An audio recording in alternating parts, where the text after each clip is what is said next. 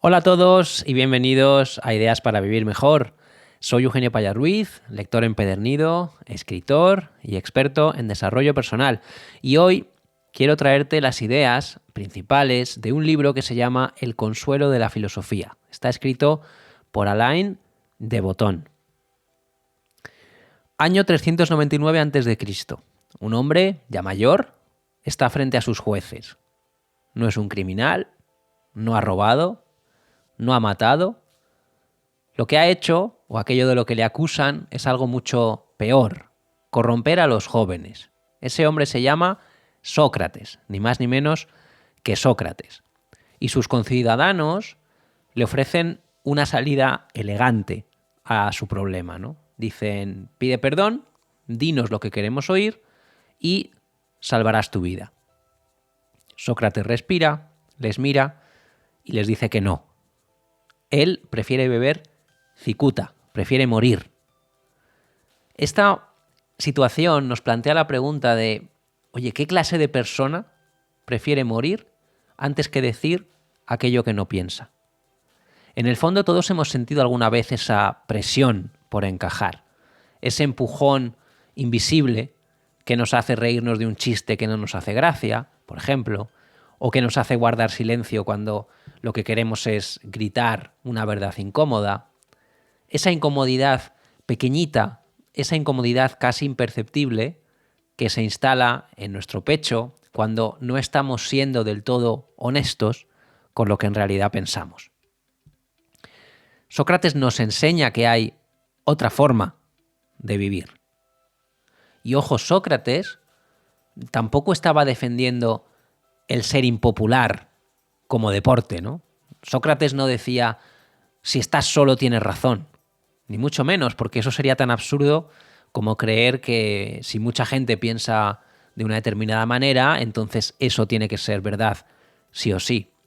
Lo que Sócrates defendía con su manera de vivir y con su manera de actuar es otra cosa. Es otra cosa. Que lo importante no es cuántos opinan algo, sino las razones que hay detrás de esa opinión. Porque 1000 personas repitiendo una tontería pesan mucho menos que una sola persona diciendo algo verdadero, con argumentos y con razones sólidas. La ironía de la historia, porque la historia muchas veces es irónica, es que Atenas, la ciudad de Sócrates, lo entendió. Pero lo entendió tarde, lo entendió cuando quisieron reconocer su error, cuando quisieron honrarlo. Y entonces Sócrates ya no estaba ahí. Sócrates ya había muerto, condenado a beber cicuta. En tu caso, tú puede que no recibas honores por defender tu verdad. Puede que incluso nadie note que lo estás haciendo. Puede ser perfectamente. Pero puedes quedarte con algo que es infinitamente más valioso. Puedes quedarte con la paz interna de no vender tus convicciones por unos aplausos baratos. Eso es lo más importante. Los filósofos que vinieron después de Sócrates se encontraron con un problema todavía más difícil. Un problema que, si lo piensas, te acompaña desde que te suena el despertador por la mañana hasta que te vas a dormir por la noche. Ese problema se llama deseo. El deseo. Porque nos creemos muy racionales, pero ¿realmente queremos lo que decimos que queremos? ¿O simplemente estamos repitiendo deseos que hemos ido copiando casi sin darnos cuenta de otras personas, de la sociedad, de nuestro entorno? ¿Y por qué, si perseguimos cosas para ser felices, terminamos a veces con una sensación rara como de vacío?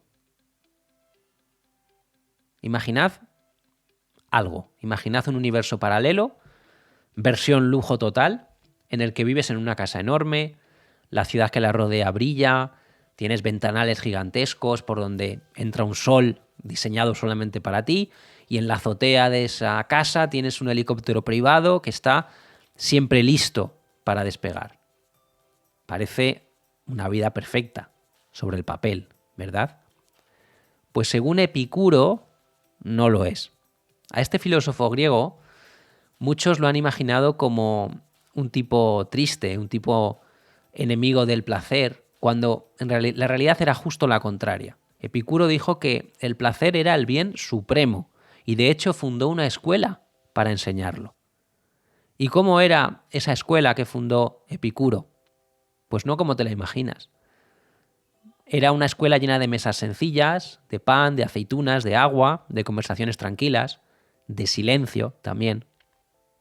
Porque Epicuro había descubierto algo que muchas veces seguimos sin entender.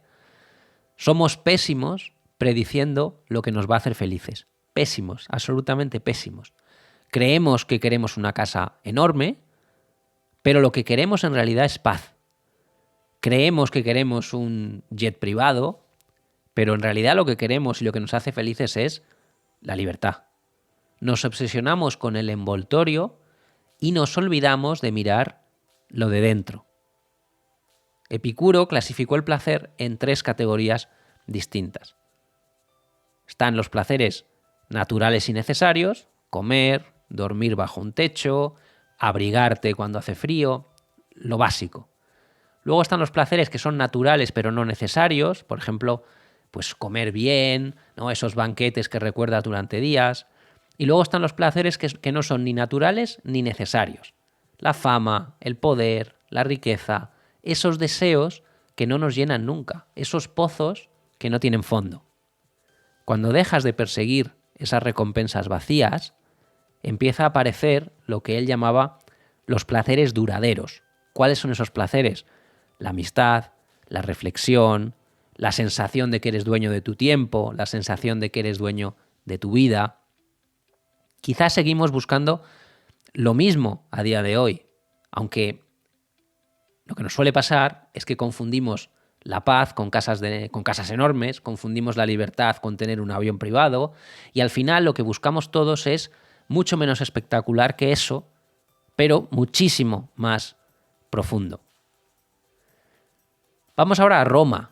El libro también habla de otro filósofo espectacular, como fue Séneca. La esencia de la filosofía de Séneca es brutal en su simplicidad. Es tan sencilla que cuesta incluso aceptarla. El sufrimiento humano es algo que nace de la distancia entre lo que esperamos y lo que ocurre. Esa brecha, ese pensamiento de esto no debería ser así, es lo que desencadena nuestra infelicidad. Y cuando lo piensas es algo evidente. Tú esperas que las cosas estén en su sitio y no lo están. Esperas que la gente sea justa y no lo es. Esperas estabilidad y la vida te cambia las reglas a mitad de la partida sin ningún problema continuamente. Ahí nace la frustración. Llévatelo a algo pequeño.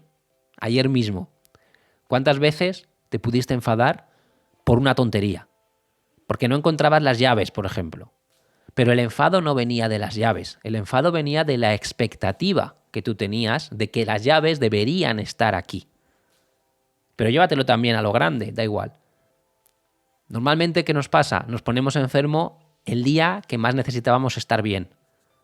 O se nos rompe ese plan que parecía perfecto porque pasa algo. Es la misma grieta, solamente que esa grieta ha cambiado de tamaño. Pero es lo mismo, es expectativa contra realidad. Y Séneca no se quedó en el diagnóstico, Séneca buscó una cura, la premeditatio malorum, es decir, anticipar las cosas malas. ¿Para qué? ¿Para vivir con miedo? No, no para vivir con miedo, no para obsesionarte, sino simplemente para entrenar tu mente, para suavizar el golpe antes de que ese golpe llegue. 1 minuto al día, solamente 1 minuto para pensar, esto que tengo hoy, ahora, podría no tenerlo mañana. Esta salud que tengo podría fallar, esta relación podría acabarse, podría cambiar, esta estabilidad que tengo podría romperse. No desde el drama, sino desde la lucidez. Y de pronto, cuando un día algo salga mal, ya no te rompe como antes. Es como si ya hubieras estado negociando con la vida qué es lo que va a pasar cuando esas cosas vayan mal. Como si hubieras aceptado que no todo está bajo tu control, porque no todo está bajo tu control. Séneca decía que somos como perros atados a un carro en marcha. Ese carro en marcha es la vida. Tú puedes moverte un poco, pero da igual, el carro sigue adelante. Entonces, ¿qué es lo que pasa? Si tú como perro tiras en dirección contraria, te ahogas. Si aceptas el movimiento del carro, si caminas con cierta elegancia dentro del pequeño margen que tienes porque te deja el carro, entonces descubres que cierta parte sí que depende de ti. A día de hoy no vivimos en una época tranquila. Vivimos con prisa, vivimos con incertidumbre, tenemos muchos sobresaltos. Por eso la filosofía de Séneca sigue viva. Esa filosofía no nos pide ser invencibles, nos pide ser humanos sin apegarnos a aquello que no podemos controlar. Pero evidentemente no somos esa versión perfecta, racional e impecable de persona que a veces idealizamos. Somos humanos, todos. Y eso implica ruido, implica que caemos en contradicciones, implica que tenemos miedo, implica que caemos en el deseo. La razón no puede, ni debe tampoco, controlarlo todo. El control absoluto es un espejismo, y además es un espejismo que nos cansa y que nos agota. Cuando aceptas que como ser humano tienes grietas, tanto emocionales como mentales como físicas, entonces te estás dando permiso para ser como tú en realidad eres.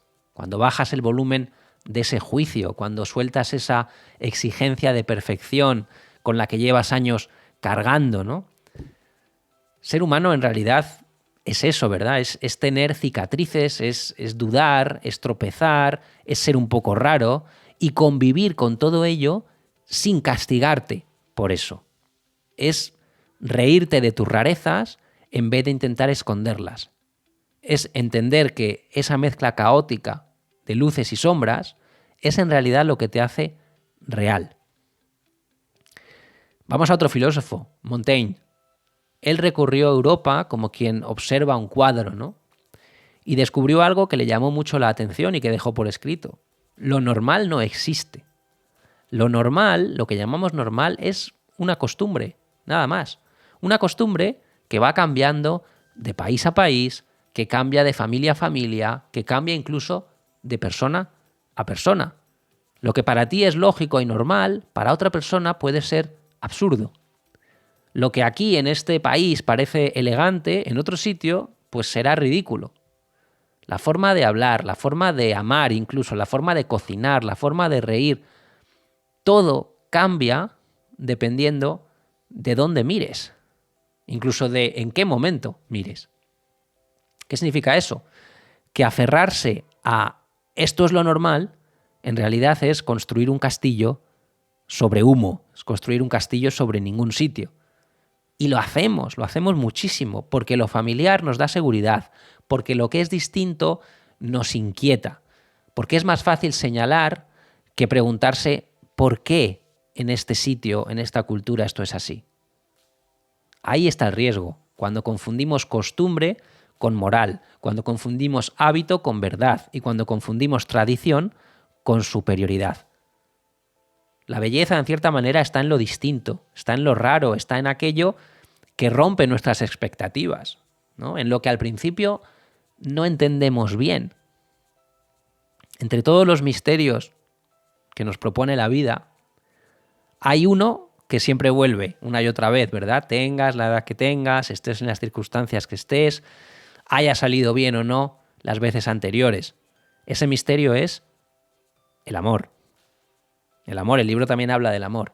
Y para hablar del amor nos trae la figura de Schopenhauer, que decía que el amor era una moneda lanzada al aire que siempre cae del lado que duele.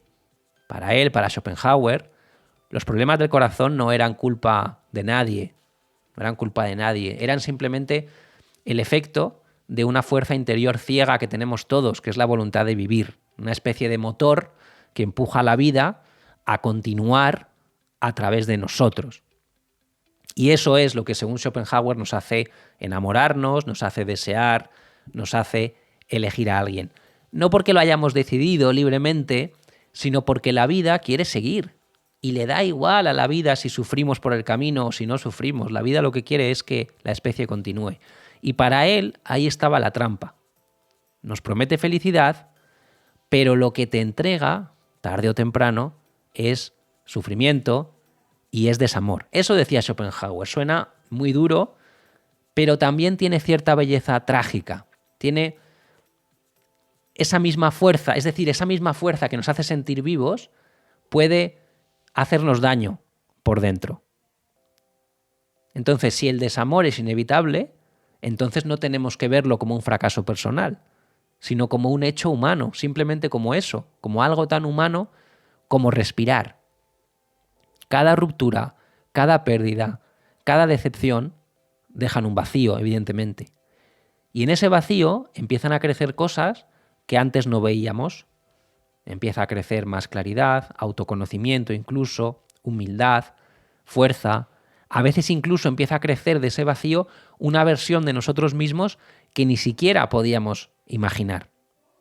Así que cuando el amor se acabe, porque se acaba, no te culpes tampoco, no te escondas, no digas que no vales, no digas que no deberías haber sentido tanto, que no deberías haber dado tanto, que no deberías haber puesto tanto. Sostén ese dolor, míralo y date cuenta de lo que significa. ¿Qué significa? Que estás vivo, que eres capaz de sentir, y piensa que ese golpe te va a hacer crecer, te va a hacer más grande por dentro y te va a hacer probablemente más sabio también. En realidad, todo lo que hemos recorrido hoy, si te das cuenta, todo lo que de lo que nos habla el libro, habla de una misma cosa, de cómo vivir una vida que sea verdaderamente tuya. De eso va la filosofía, como te he dicho más de una vez.